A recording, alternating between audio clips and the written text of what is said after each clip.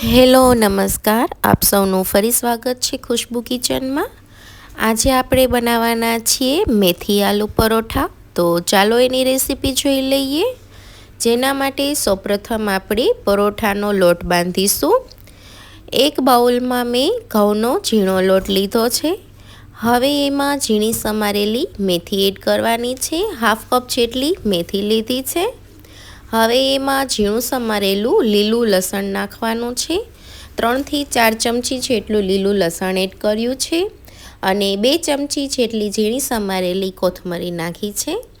હવે આપણે બધા ડ્રાય મસાલા એડ કરીશું, જેમાં સ્વાદ અનુસાર મીઠું, 1 ચમચી ધાણા જીરું પાવડર, અડધી ચમચીથી પણ ઓછી હળદર અને તીખાસ માટે મેં અહીંયા ચીલી ફ્લેક્સ એડ કર્યું છે, જેનાથી કલર પણ બહુ સરસ આવે છે પરોઠાનો, લાલ પરોઠા નથી થઈ જતા।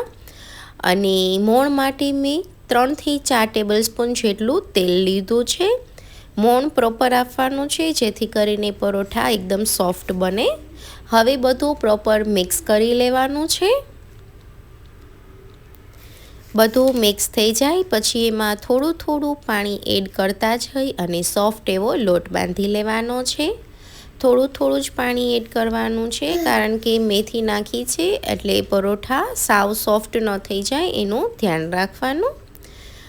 આ રીતનો સોફ્ટ એવો લોટ બાંધી લેવાનો છે અને લોટને 10 મિનિટ માટે ઢાંકી અને સાઈડ ઉપર રાખી દેશું।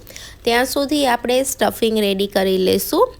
સ્ટફિંગ માટે મેં અહીંયા બોઇલ પોટેટોઝ લીધા છે। બટેટાની મેં અહીંયા છાલ કાઢી લીધી છે।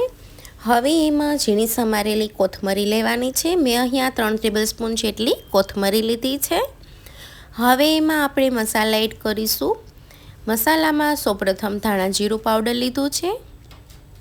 હવે એમાં ચપટી હિંગ નાખવાની છે। સ્વાદ અનુસાર મીઠું નાખીશું। બટેટા બાફવામાં ઓલરેડી મીઠું નાખ્યું છે એટલે એ મુજબ જ નાખવાનું છે। ચપટી જેટલી હળદર નાખીશું। તીખાસ માટે ચીલી ફ્લેક્સ અને જલજીરા પાવડર નાખ્યો છે મેં। જલજીરા પાવડર નાખવાથી ટેસ્ટ ખૂબ જ સરસ લાગે છે। હવે આ બધું આપણે પ્રોપર મિક્સ કરી લઈશું। પોટેટો એકદમ સરસ મેશ કરી લેવાના છે, આખા ન રહે એનું ખાસ ધ્યાન રાખવાનું છે। તો હવે આપણો મસાલો એકદમ સરસ રેડી થઈ ગયો છે। આપણે હવે પરોઠા વણી લઈશું, જેના માટે આપણે મીડિયમ સાઇઝના લોવા બનાવી લઈશું। તમારે જેવડા પરોઠા બનાવવા હોય એ રીતના તમે લોવા બનાવી શકો છો।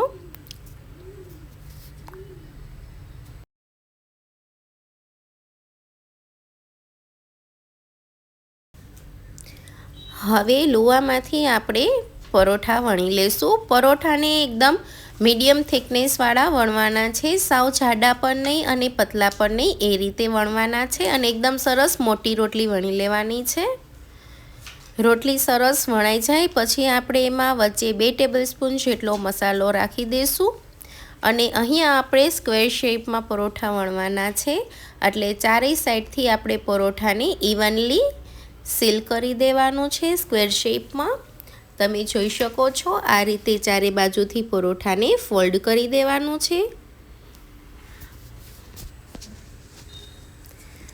અને પ્રોપર સાઈડને સીલ કરી લઈશું, જેથી કરીને પરોઠા વણીએ ત્યારે પરોઠામાંથી મસાલો બહાર ન આવી જાય।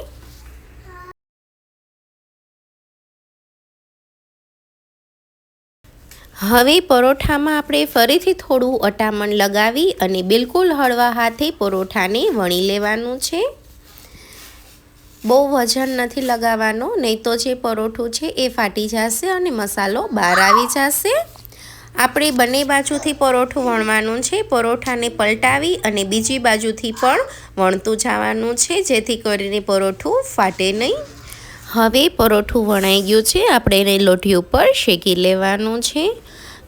બંને બાજુ 1-1 ચમચી જેટલું તેલ લગાવી અને એકદમ ક્રિસ્પી થાય ત્યાં સુધી આપણે એને શેકી લેવાનું છે અને આ રીતે બિલકુલ હળવા હાથે જ પરોઠાને ઉથલાવવાનું છે, નહીં તો પરોઠું ફાટી જશે, કારણ કે આ પરોઠા અંદરથી એકદમ સોફ્ટ હોય છે। પરોઠું બંને બાજુથી ક્રિસ્પી થઈ જાય અને ગોલ્ડન બ્રાઉન કલરનો થઈ જાય ત્યાં સુધી આપણે શેકવાનું છે. અને પરોઠાને થોડું પ્રેસ કરતું જઈ અને શેકવાનું છે, જેથી કરીને આઉટર લેયર છે એ એકદમ સરસ ક્રિસ્પી રેડી થશે. આ પરોઠા આઉટર લેયર એકદમ ક્રિસ્પી અને અંદરથી સોફ્ટ બને છે. તો હવે આપણું પરોઠું એકદમ સરસ શેકાઈ ગયું છે. આપણે એને સર્વિંગ પ્લેટમાં કાઢી લઈશું.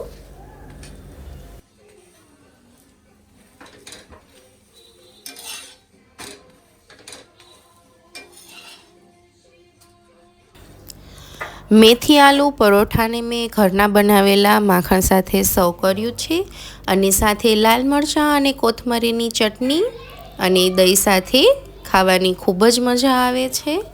તો રેડી છે આપણું એકદમ ટેસ્ટી અને એકદમ સોફ્ટ એવા મેથી આલુ પરોઠા, કે જે ખાવામાં તો એકદમ ટેસ્ટી છે અને શિયાળાની ઋતુમાં આ ખાવાની ખૂબ જ મજા આવે છે. તો તમે પણ તમારી ઘરે મારી આ યુનિક મેથડથી મેથી આલુ પરોઠા જરૂરથી ટ્રાય કરજો.